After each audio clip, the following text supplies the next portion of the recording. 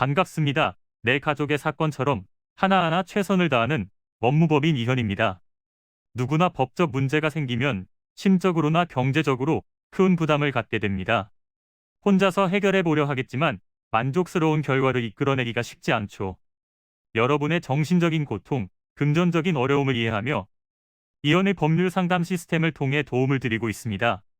의뢰인의 문제는 하나의 사건이 아니라 한 사람의 삶이라는 마음으로 면밀하게 분석하여 해결의 실마리를 찾아드리겠습니다. 자, 그럼 오늘의 주제인 입주 지연 보상금에 대하여 함께 알아볼까요?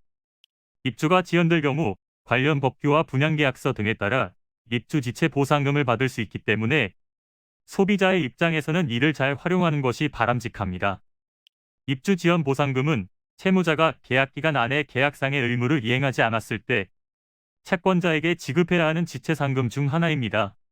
건설사 등 사업주체가 약속한 입주 예정일을 지키지 못했을 경우 소비자에게 지급해야 하죠. 이러한 법적 근거는 국토교통부령인 주택공급에 관한 규칙에서 찾을 수 있습니다. 61조 2항에서 사업주체가 예정일 내 입주를 시키지 못한 경우 실개시일 이전에 납부한 입주금에 대해 연체료율을 계산해 지체상금으로 지급하거나 주택잔금에서 해당액을 공제해야 한다고 명시하고 있습니다. 다만 연체료율은 분양계약서상 연체일수에 따라 요율이 차등 설정되기도 하는 등 업체와의 계약 관계에 따라 달라질 수 있으므로 확인이 필요합니다. 입주자의 입장에서는 피해를 입은 부분에 대한 당연한 배상이지만 보상이 인정되지 않는 상황도 있는데요. 천재지변이나 내호외환 등의 불가항력적 사유로 인해 공사가 지연됐을 경우 해당 기간은 제외됩니다. 또 공사 도중 원 시행자가 파산하고 이를 이어받은 다른 시행자가 준공했을 경우에는 입주가 지체되었다고 하더라도 지체보상금 지급 의무가 없으니 참고해 주시길 바랍니다. 만약 입주 예정일이 3개월이나 경과했다면 계약을 해지한 후 이제까지 지급한 계약금이나 중도금을 반환받을 수 있고 당연히 지체에 따른 손해에 대해서도 별도로 배상 청구가 가능한데요.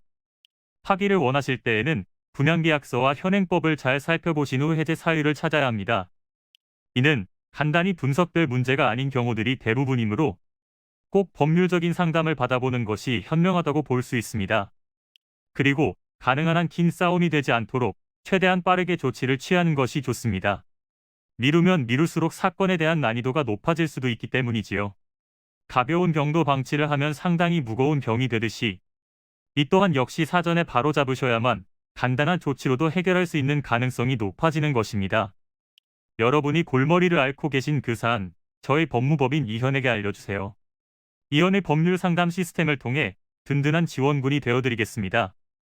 간혹 변호사가 아닌 사무장 등과 상담하는 줄로 오해하시는 분들이 계시는데 이는 전혀 아니며 저희 법무법인 이현은 변호사와 1대1로 상담이 이루어진다는 점을 다시 한번 꼭 알려드립니다. 저희는 하나의 분야가 아닌 민사, 형사, 가사뿐만 아니라 비송사건 등 모든 것을 추구하고 있는 종합 로펌입니다.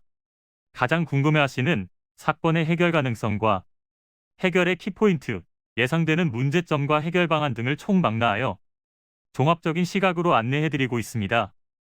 보다 정확한 상담을 위해 전국, 전 지역 상담 접수를 먼저 실시하오니 해당 화면에 보이는 번호로 먼저 연락을 주시면 친절한 안내를 도와드리도록 하겠습니다. 인터넷으로 법무법인 이현을 검색 후 홈페이지를 살펴보시고 와도 좋습니다.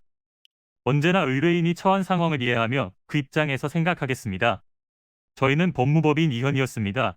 감사합니다.